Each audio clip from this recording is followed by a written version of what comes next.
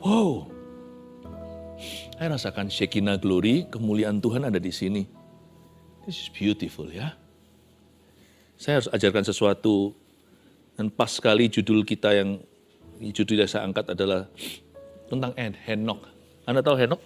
Henok adalah seorang tokoh perjanjian lama yang berjalan sama Tuhan, bergaul dengan Allah, lalu dia diangkat.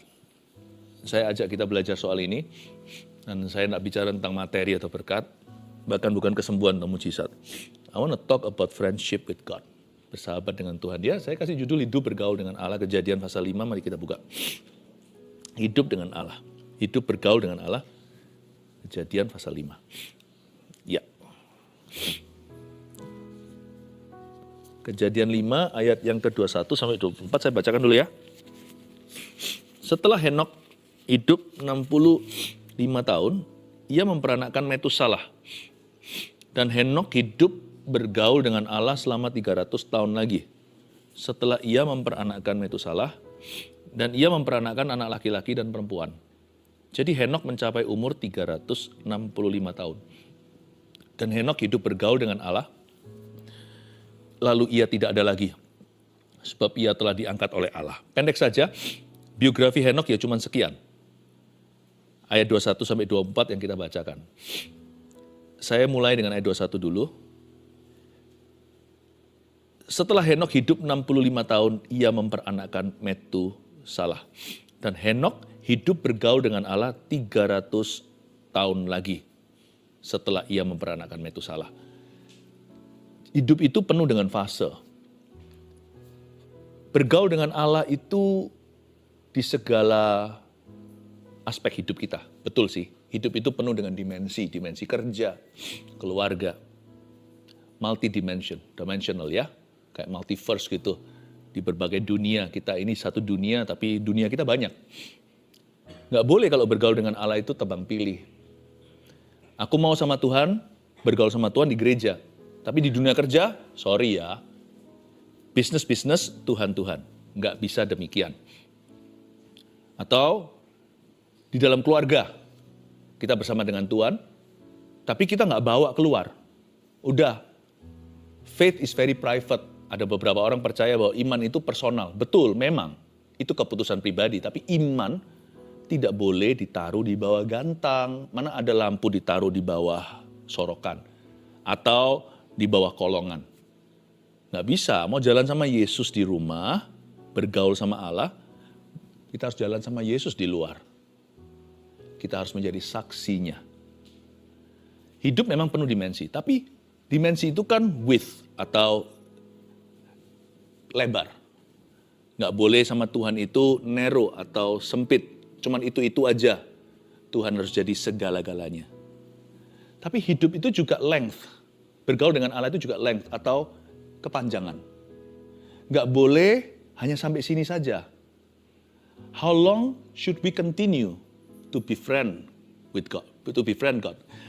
Seberapa jauh kita harus terus continue atau lanjutkan persekutuan dengan Tuhan? Beberapa orang berkata, waktu aku masih muda dulu bujangan, aku pelayanan. Tapi sekarang udah menikah Pak, beda. Sekarang saya udah punya momongan, udah sibuk, jadi udah nggak biarin anak muda aja. Emangnya Tuhan kontrakan? Nggak bisa. Tuhan itu lifetime. Hidup kita itu bukan hanya dimensinya, yaitu horizontal. Hidup kita itu juga panjangnya. Metusalah punya beberapa fase hidup. Kalau saya baca ayat 21, setelah Metusalah. Henok maksudnya, papanya. Setelah Henok hidup 65 tahun, ia memperanakkan Metusalah, itu kayaknya seperti fase pertama hidupnya ya. Seolah di masa bujangannya. Zaman dulu orang itu hidupnya lama. Orang itu hidup sampai 600, 700, bahkan yang paling tua, orang yang hidup paling lama itu 900 tahun sekian usianya. Henok itu termasuk pendek umur. Karena dia hanya hidup 365 tahun saja. Dia nggak mati, dia diambil sama Tuhan. Henok termasuk pendek usia. Jadi karena itu kalau kita lihat dari rasionya, berarti ini masa bujangan sebelum umur 65. Ia memperanakkan Metusalah setelah itu. Lalu ayat 22 cantik sekali. Ini ayat cakep sekali. Dan Henok hidup bergaul dengan Allah selama 300 tahun lagi. Berarti seumur hidupnya. Saya nggak tahu Henok itu kenal Tuhan usia berapa. Ini kan keturunan Adam, kalau Anda baca pasal 5 ayat 1 seterusnya, itu jahat-jahat semua. Lalu tiba-tiba muncul Henok yang istimewa. Henok pun orang berdosa. Orang perjanjian lama, perjanjian baru sama saja. Tapi Henok ini pasti ada turning point-nya. Mungkin ketika dia usia 32. Atau mungkin usia 18. Atau lebih kecil lagi, usia 9. Nggak ditulis di Alkitab, di biografinya. Pokoknya ditulis fase ke-1 sebelum dia umur 65, waktu dia belum berkeluarga, belum punya anak pertama, anak sulungnya Metusalah. Dan dia kelihatan di masa bujangan itu melayani Tuhan ya. Nggak tahu berapa lama dia melayani Tuhan, sejak kapan. Pokoknya disebutkan bahwa dia bergaul dengan Tuhan. Dan ayat 22 lanjut, ada satu transisi. Bahaya penyeberangan. Bangsa Israel itu banyak yang hanyut ketika mereka menyeberangi sungai. Apalagi menyeberangi lautan. Kalau bukan karena Tuhan, Lautan Merah itu pasti menenggelamkan. Orang-orang Mesir aja nggak bisa dengan kereta kudanya kok. Kita harus waspadai. Hidup itu punya fase-fase. Fase bujangan, fase menikah. Lalu menikah pun setelah itu punya anak. Di dalam dunia kerja juga sama. Waktu merintis kerja itu fase 1, fase berikutnya mulai mapan. Lalu ketika melimpah, nah disitulah kita kelihatan apakah kita berubah sama Tuhan. Kalau Tuhan jangan tanya, Tuhan nggak pernah berubah. Tuhan Yesus tidak berubah dahulu, sekarang, sampai selama-lamanya. Malah Tuhan itu menyuruh kita berbuah pada musimnya. Artinya jangan sampai berubah. Berbuah, bukan berubah. Jangan berubah setia. Coba bayangkan Anda yang muda dengan Anda yang tua. Apakah ada perbedaannya dalam kasih mula-mula? Tapi Pastor Philip, saya masih muda kok. Lah ya itu, yang anak-anak muda juga harus hati-hati. Anda harus tahan uji. Karena Anda belum menjalani, kita ini loh belum menjalani seumur hidup kita. Masih panjang di depan. Hidup itu penuh dengan fase-fase. Dan Henok hidup bergaul dengan Allah selama 300 tahun lagi. Berarti Henok continue untuk jalan dengan Tuhan. Sedangkan sekarang jangankan orang, gereja aja banyak yang berubah setia. Dahulu kala saat perintisan, 2-3 orang berkumpul, aku di situ, yang diutamakan hadirat Tuhan. 2-3 orang kan berkumpul, aku ada di sana. Jadi highlightnya kan aku ada di situ. Lalu ketika mereka baru berjumlah 120, itu pun kan banyak gugurnya. 380 tuh gugurnya kan waktu Yesus naik ke sorga, di depan mata orang-orang di Bukit Zaitun itu 500 pasang mata menyaksikan. Kok sekarang tinggal 120, mana 380-nya? Mereka harusnya down. Tapi mereka bersandar, bergantung dengan Roh Kudus, nggak tanggung-tanggung, lidah api turun, berbahasa roh mereka. Berbahasa lidah dalam kebaktian mereka. Nggak peduli orang bilang apa, ya kan? Dari dulu nggak pernah beda sejak purbakala. Mereka disindir sebagai orang-orang yang mabuk anggur. Ini orang-orang fanatik, ini orang-orang gak waras. Sesat, bahasa roh sesat. Mereka gak peduli. Malah mereka berkhotbah ke orang-orang itu. Sampaikan berita kabar baik sama mereka. Gak semua bertobat, tapi 3.000 cukup banyak. Tapi setelah gereja masuk ke fase berikutnya, kayaknya Roh Kudus sudah gak masuk tender lagi. Kayaknya Roh Kudus sudah cukup kontraknya. Cukup kamu sampai bangun kami di titik ini. Lebih dari ini, we can do it on our own. Kita bisa sendiri kok. Karena sekarang semua fasilitas sudah canggih. Yang fasilida banyak. Saya nggak mau berubah setia. Nambah boleh. Jangan berubah. Yang patut diubah hanyalah sifat dosa kita. Jadi kebiasaan buruk kita, sifat-sifat kita, karakter yang kasar, itu perlu berubah. Tapi apa yang dari Tuhan jangan diubah. Saya dulu itu dijamah Tuhan. Secara karismata, bukan sebagai denominasi. Karena waktu itu saya ada di Vancouver, Kanada. Gak ngerti lah yang namanya dunia gereja. Untung-untung ada gereja Indonesia satu, tapi saya mengalami karismata, kasih karunia artinya Roh Kudus jamah saya. Saya tidak mau tinggalkan. Dan saya ingat waktu saya disambar dengan karunia bahasa lidah, dipenuhi Roh Kudus dengan berkat Pentakosta. Saya nggak ngerti Pentakosta itu apa. Bukan denominasi, bukanlah alat perdebatan. Tapi saya alami perjumpaan. Sampai hari ini, saya konsisten dengan itu. Saya nggak mau ganti Tuhan. Saya nggak mau ganti cara. Modernisasi itu hanya metodenya. Esensinya tidak berubah. The Holy Spirit, Roh Kudus tetap di tempat pertama. Di dalam pelayanan saya mulai dengan 1-2 orang, 10-20 orang, sampai 120 orang, hingga 1.200, hingga 12.000 dan seterusnya. Saya tidak akan ceraikan dia. Dia bukanlah perintis atau vendor waktu awal-awal mulai set up. No. The way he touched me today is the way he's touching you. Bagaimana? The way he touched me before. Bagaimana saya dijamah Tuhan dulu tetap sama hari ini. Tuhan sekarang menjamah keluarga Saat Teduh. Kalau dulu saya dijamah 1, sekarang yang dijamah 1000. Itu aja perbedaannya. Jangan berubah. Biasanya orang itu gak tahan lama sama Tuhan. Endurance-nya gak ada. Jalan sama Tuhan 1 kilometer udah lelah. 10 kilometer udah berubah setia. 100 kilometer udah berkata, bosan aku Tuhan. Bosan sama Tuhan. Bergaul sama Tuhan gak gitu. Lihat ini 365 tahun gak bosan-bosan. Saya rasa sih gak 365 sih. Dia pasti lebih sedikit dari itu. Karena saya gak tahu kan dia umur berapa kenal Tuhan. Tahun berapa dia itu lahir baru. Kapan dia itu begitu intim dengan Roh Allah di Perjanjian Lama. Tapi pokoknya 300 tahun sekian. Gak bosen-bosen nih Henok. Malah gak pernah merasa cukup. Kalau materi, belajar untuk merasa cukup. Tuhan, jangan pernah merasa cukup. His grace is sufficient for me. Kasih karunia yang cukup bagiku.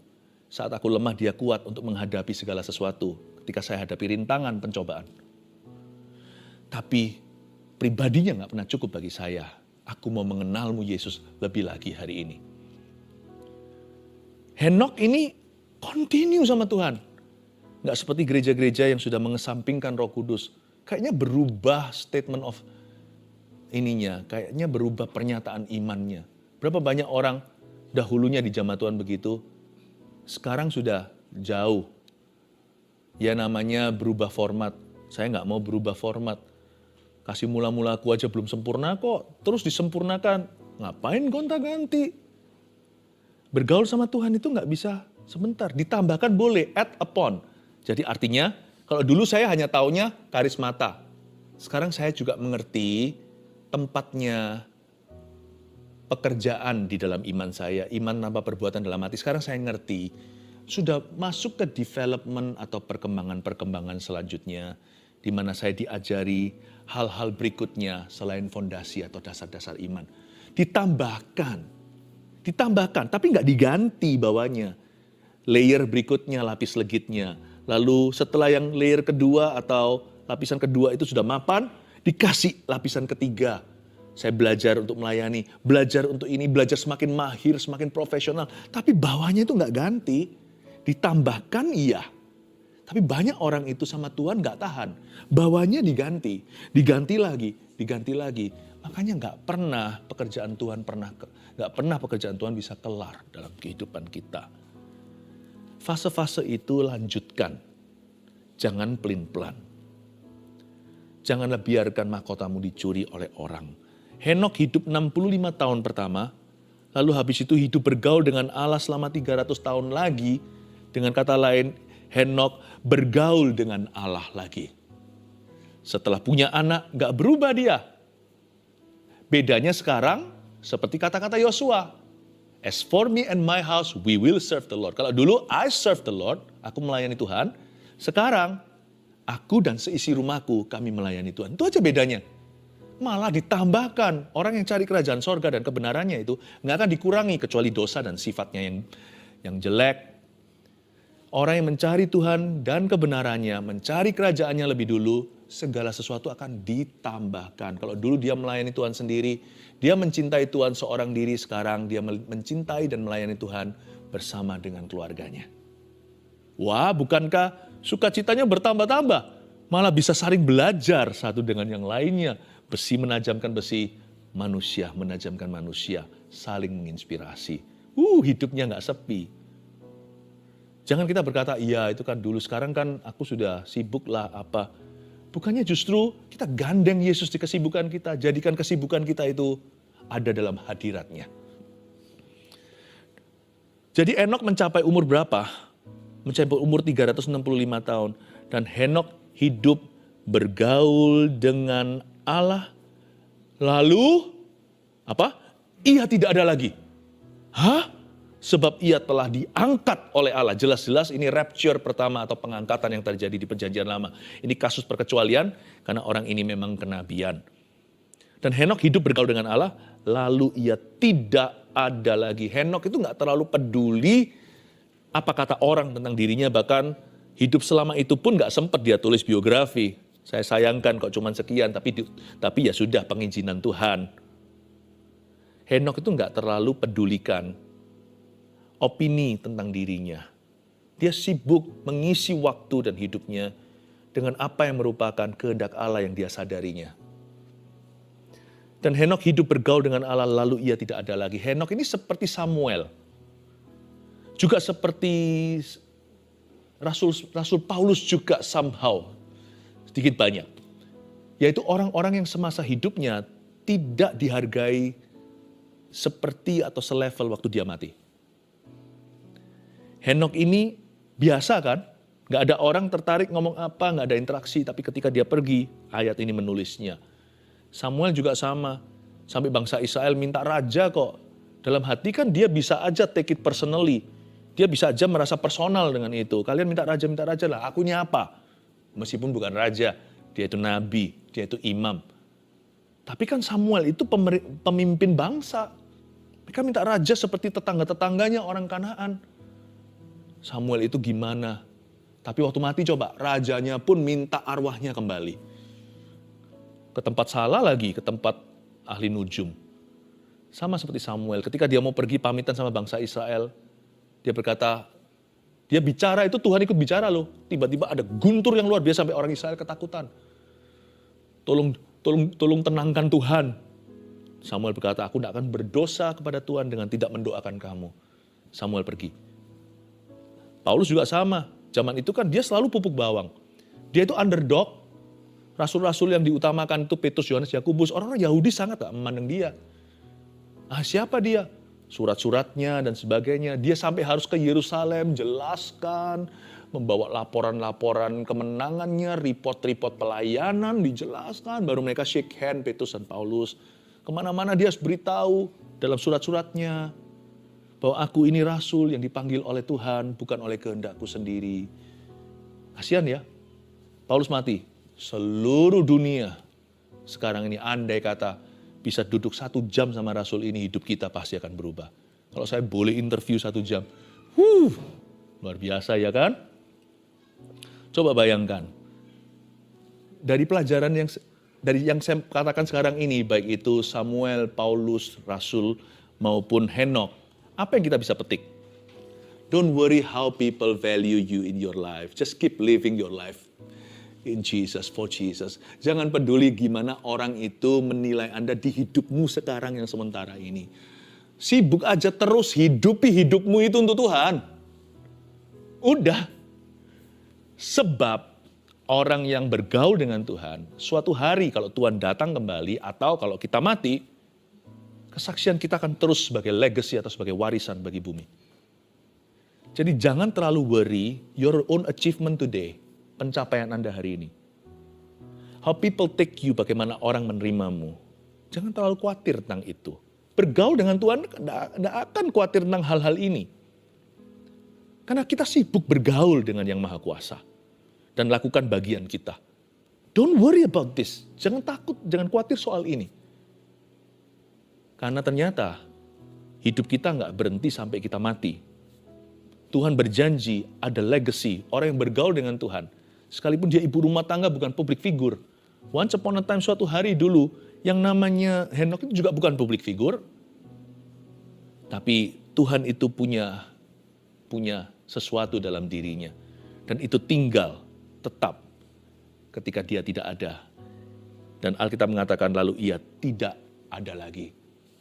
Selain itu, kita juga harus mengetahui sesuatu bahwa apapun yang kita lakukan dalam hidup ini, gak bisa lama. Remember this.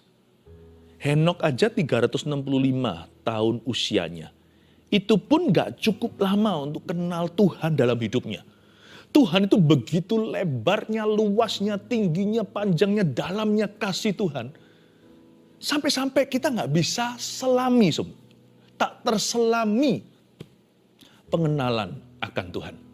Tak terselami kasihnya. Oh betapa dalamnya, betapa lebarnya kasih setiamu. 365 tahun gak bisa kenal Tuhan. Kita masa mungkin hidup sampai 100 tahun. Kita harus tergesa-gesa, terburu-buru untuk kenal Tuhan tiap hari. Jangan on and off, jatuh bangun. Sebab Alkitab mengatakan Henok hidup bergaul dengan Allah, lalu ia tidak ada lagi, itu seperti tiba-tiba, lalu seperti terkejut. Then he's no more. Saya takut khawatirnya, saya nggak mau khawatir hal-hal lain dalam hidup ini. Yang utama saya khawatirkan adalah saya nggak cukup kenal Tuhan sebelum saya ke sorga. Mengapa? Karena semua serba tiba-tiba. Dan Henok begitu intim dengan Allah, kita mau usia kita aja nggak sepanjang dia. Dia intensif, hidup panjang. Kita kurang intensif, hidup pendek. Jangan-jangan kita nanti gigit jari, nggak tahu apa-apa tentang Yesus waktu kita ke sorga. Paling-paling cuma tahu teologia dan merasa diri tahu. Kebanyakan kita itu, kalau nggak hati-hati, kita terjebak dalam satu sindrom namanya bantu saya, SKSD. Sok kenal, sok dekat sama Tuhan. Nggak bergaul, nggak sibuk bergaul. Sibuk untuk impress others. How much you know about God. Kita mau impress orang lain, membuat orang lain kagum. Kita ini setahu apa sih tentang Tuhan, kita itu kenal dia dan sebagainya. Biar Tuhan yang mengakui kita, jangan kita yang ngaku-ngaku. Kita layani saja, kita lakukan kehendak-Nya. Selain itu ingatlah, apapun yang kau lakukan di hidup yang sementara ini, anything you do could be the last time you do it. Apapun yang Anda lakukan dan kerjakan dalam Tuhan, apapun itu juga, itu bisa jadi terakhir kali lo Anda lakukan. Kita nggak tahu ya, ini bukan nakut-nakutin, tapi hidup itu begitu. Kita nggak tahu kapan terakhir kali kita ke kantor. Bisa jadi hari itu terakhir, makanya itu kalau kita ke kantor, lakukan itu sebagai pelayanan. Bukan berarti kita melayani Tuhan seperti di gereja, tapi sungguh-sungguhlah bekerja, jujur jadi orang, jangan menipu sesama, takutlah akan Tuhan. Profit itu profit yang halal. Karena kita tahu bahwa pekerjaan kita adalah pelayanan kita. Our work is our ministry. Anda tidak akan pernah tahu kapan Anda cium istri Anda terakhir kali atau suami Anda. Anda tidak akan pernah tahu kapan Anda cium anak Anda terakhir, kapan anak cium papanya terakhir kali. Kita tidak pernah tahu kapan kita terakhir ke gereja. Jangan telatan kalau datang. Gampang, nanti aja. Kita datangnya setengah jam setelah ibadah mulai atau 1/4 jam. Jangan. Kalau mau datang sekalian. Orang nonton bioskop aja nggak mau ketinggalan kan? Popcornnya udah siap semuanya. Kita nggak mau ketinggalan. Bahkan reklamenya pun atau film-film yang masih ditayangkan kemudian, sekarang ditunjukkan dulu preview. Itu pun kita nggak mau ketinggalan. Itu part of the entertainment. Kalau bioskop aja announcement pengumumannya kita nggak mau lewat. Jangan telat-telatan. Karena kita nggak tahu itu bisa jadi terakhir kali kita ibadah. Kalau saya khotbah, misalkan saya bagi firman seperti ini, saya juga nggak pernah tahu kapan saya terakhir kali akan memberi makan. Kita nggak pernah tahu kapan kita terakhir kali pelayanan. Kita kapan terakhir kali dilayani. Kapan terakhir kali kita melayani. Makanya itu, everything you do it as if it's the last time you're doing it. Apapun yang Anda lakukan itu seolah-olah terakhir kali engkau lakukan itu. You do it for Him. Kita lakukan ini untuk Dia. 3 poin, 4. Saya kasih 4, biar kenyang sekalian. Hidup bergaul dengan Allah nomor 1. Dari pelajaran ini reviewnya adalah sebagai berikut. Mengasihi Tuhan dengan segenap hati saat bujangan. Belajar dari Henok.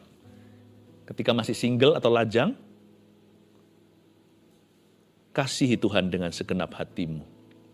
Saya ingat waktu saya masih single ya, kehidupan doa saya itu setiap hari 3-6 jam. Itu langsung ya, sekali doa 3-6 jam. Sekarang saya nggak bisa, karena kesibukan, udah punya keluarga, anak segalanya. Jadi yang pasti saya terjadi penyesuaian. Pagi hari, first thing first, saya saat teduh pribadi 1 jam.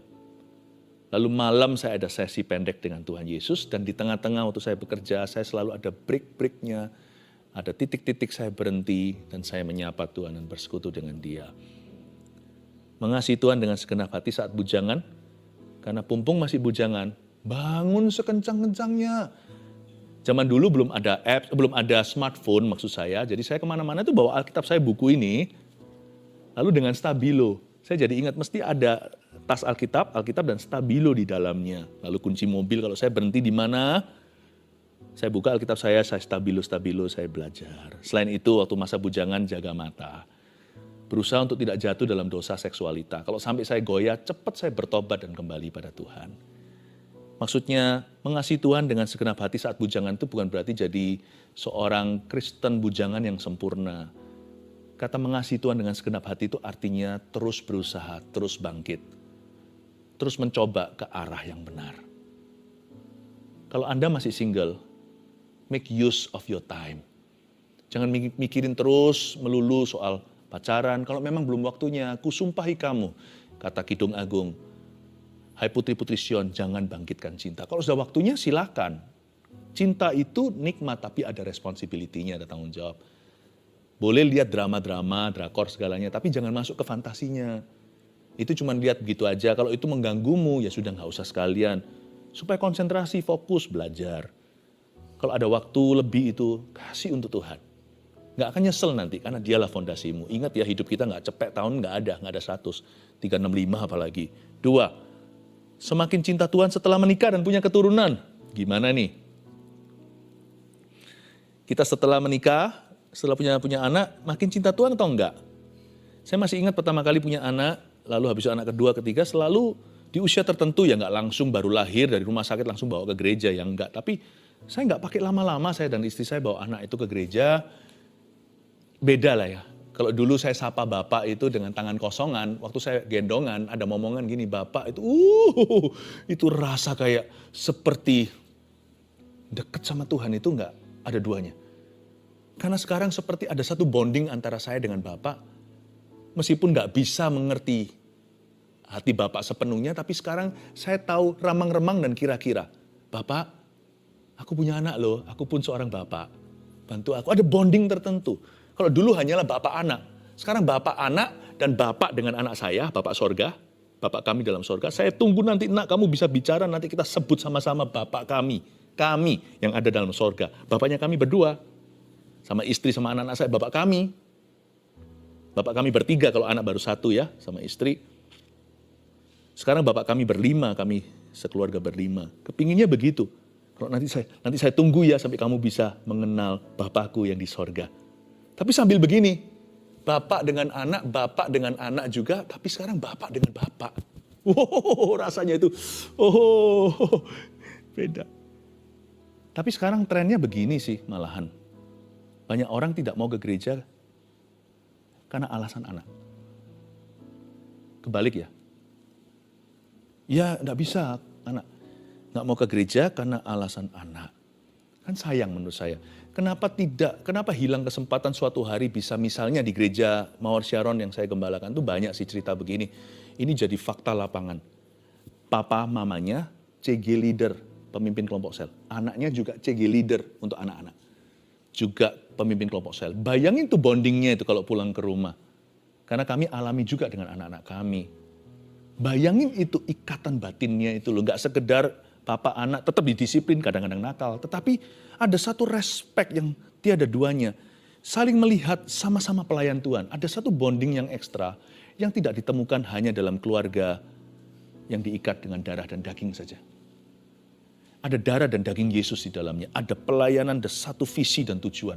Itu lain loh ketika saya lihat anak saya yang kecil, ajak-ajak teman-temannya untuk ikut kelompok sel, tanya sama saya lalu rundingan ketika anak saya yang besar, anak saya yang nomor 2, kita bicara tentang pelayanan, lalu kita sama-sama kayak tiba-tiba saya mundur sedikit badan seperti ini dan mengagumi, wow, we are partners now.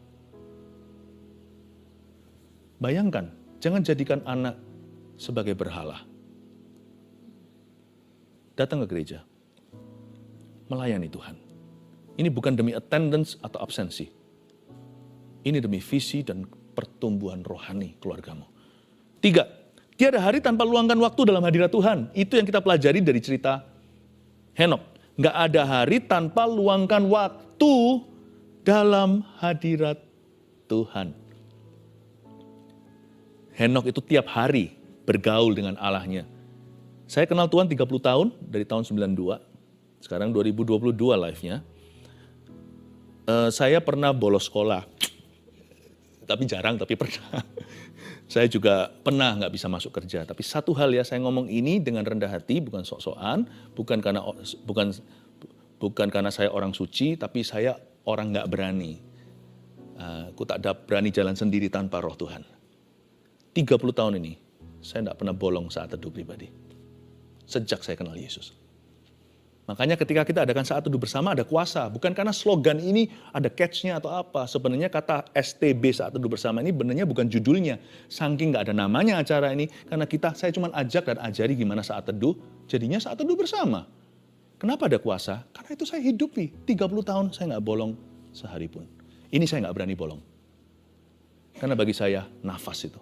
Nafas kapan kita berhenti? Kita nggak berani cuti. 4. Hidup bergaul dengan Allah yang kita pelajari dari Henok yang terakhir. Belajar dituntun Tuhan dalam mengambil setiap keputusan. Terakhir ini yang penting ini actionnya. Yaitu belajar dituntun Tuhan dalam mengambil setiap keputusan. Kalau kita bergaul dengan Tuhan itu ingat, jangan bergaul di kamar saja, bawa Tuhan Yesus keluar.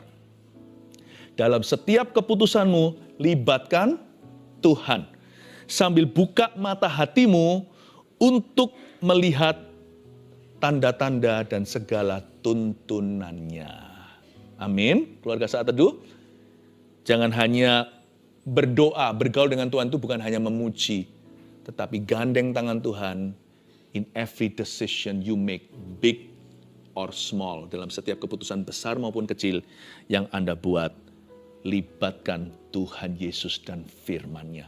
Libatkan nurani, libatkan Roh Kudus, dan lihatlah dengan mata terbuka, mata sungguhan, gak hanya mata hati, mata jasmani, tanda-tanda tuntunannya.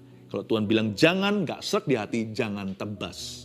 Kalau Tuhan berkata jalan, jangan ragu dan bimbang, melangkahlah dengan iman. 4 hal ini, hidup bergaul dengan Allah. 1, mengasihi Tuhan dengan segenap hati saat bujangan.